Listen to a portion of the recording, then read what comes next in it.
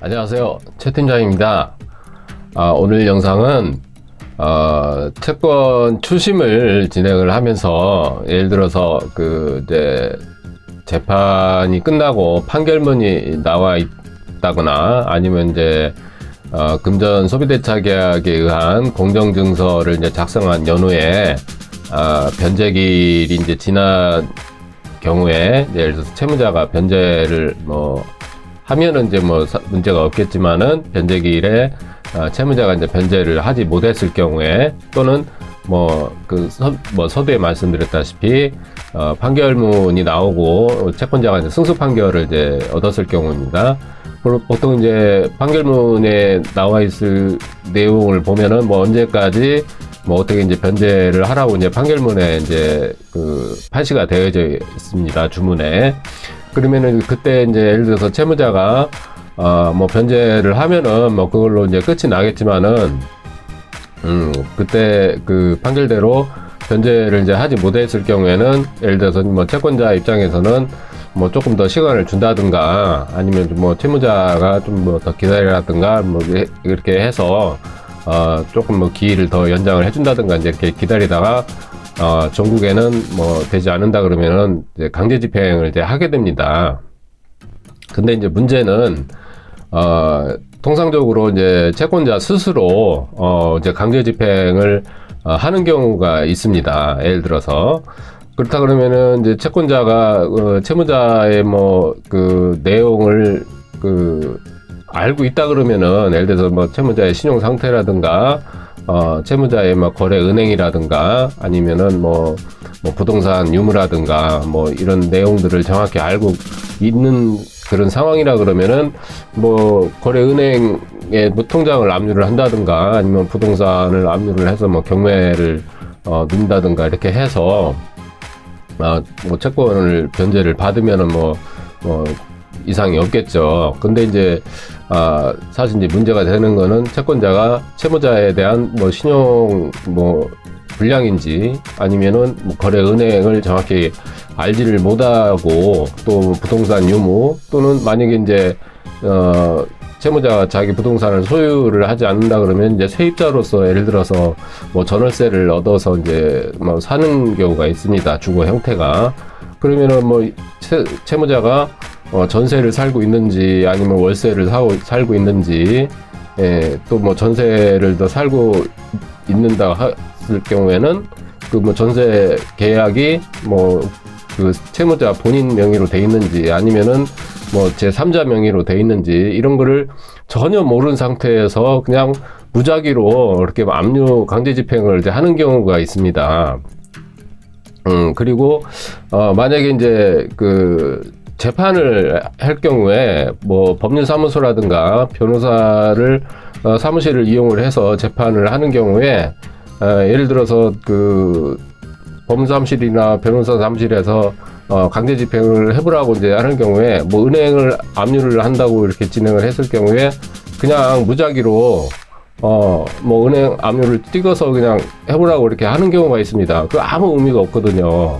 통장 거래를 어디를 은행을 거래를 하는지를 정확히 알고서 그 통장을 압류를 해야 이제 실익이 있는 건데 그런 정보가 전혀 없는 상태에서 압류를 해봐야 채무자한테 이거 채권 추심이 들어오는구나 라는 정보를 주는 것밖에는 없는 거예요. 그렇기 때문에 그렇게 이제 강제 집행을 하는 거는 상당히 무의미한 강제 집행이 되는 거고 채무자로 하여금 채권 추심이 들어온다는 거를 고지하는 것밖에는 안 되는 겁니다. 원래 채권 추심은 어떻게 보면은 채무자에게 알리지 않고 이런 신용 상태라든가 재산 조사라든가 이런 거를 상당히 조심스럽게 진행을 해서 채무자가 인지하지 못한 상태에서 강제 집행을 진행을 하는 게 맞는 내용이거든요.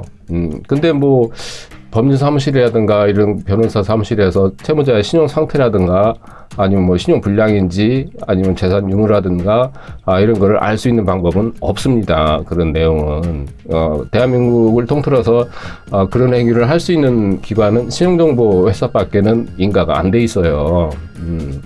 그렇다 그러면은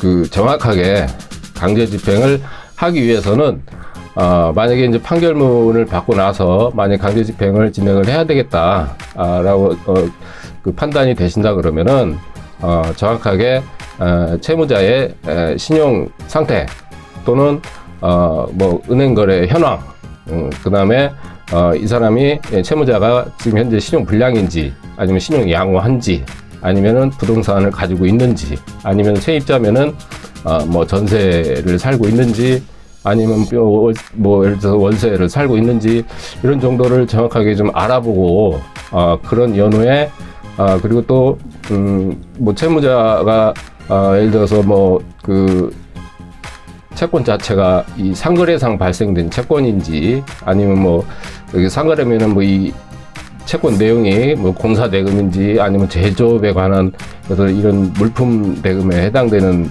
채권인지 이 채권의 종류에 따라서도 추심하는 방법이 상당히 내용이 다릅니다. 그렇기 때문에 천편일률적으로 무조건 뭐 강제 집행하기 위해서 압류만 한다고 해서 채권 추심이 되는 건 아닙니다. 그렇기 때문에 무조건 압류만 한다고 해서 채권 추심이 될 것 같으면은 저희 같은 사람은 필요가 없는 거죠. 사실 채권자 스스로 알아서 다 해버릴 것 같으면은 돈 못 받는 사람 하나도 없습니다. 뭐 재판만 해서 판결만 나오면은 압류해서 될 것 같으면은 돈 떼이는 사람이 전혀 없겠죠. 그렇게 된다 그러면. 근데 실무상에서는 그렇지는 않습니다. 그렇기 때문에 채권 추심을 진행을 하시거나 또 이렇게 강제 집행을 할 경우에는 채무자에 대한 그 신상과 그다음에 신용정보 내용을 정확하게 파악을 해서 이 채무자가 주거래 은행은 어디이고 또 그 신용 그 상태가 뭐 양호한지 뭐 예를 들어서 뭐 신용카드는 있는지 뭐 신용 불량인지 아니면 부동산 소유를 하고 있는지 이런 정보 내용을 종합적으로 판단을 한 다음에 그 다음에 어떤 법 조치를 강제 집행을 진행을 해야 되는지를 판단을 해서 그래서 강제 집행을 진행을 해야 그래야 소기의 성과를 올릴 수가 있고 채권 회수를 할 수 있는 겁니다. 그런 내용은 말씀 안 드려도 아시겠지만은 신용정보 회사에다가 채권 추심을 의뢰를 하셔서 시간과 돈을 절약하시는 방법밖에는 없는 거예요. 물론 혼자서 다 하실 수 있다 그러면은 제일 좋겠지만은 아무래도 거기에 대한 그 정보라든가 이런 거는 혼자서 하시는 것보다는 신용정보회사가 업으로 하고 있기 때문에 월등하다라고 볼 수밖에 없습니다. 그게 또 시간을 절약을 하는 방법입니다.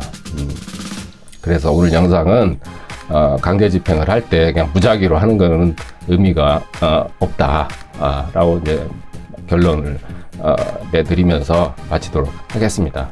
이상 최 팀장이었습니다. 감사합니다.